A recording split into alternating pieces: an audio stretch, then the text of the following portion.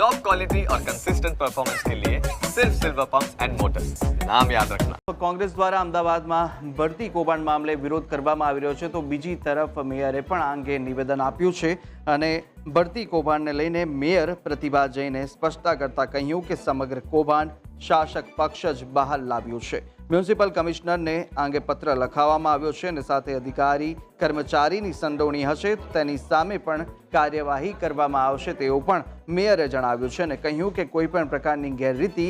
આ મામલે નહીં ચલાવી લેવાય। અમદાવાદ મ્યુનિસિપલ કોર્પોરેશન દ્વારા જે એમાં કમિશનર શ્રીને પત્ર લખ્યો છે કે જે પણ કોઈ અધિકારી કે કર્મચારી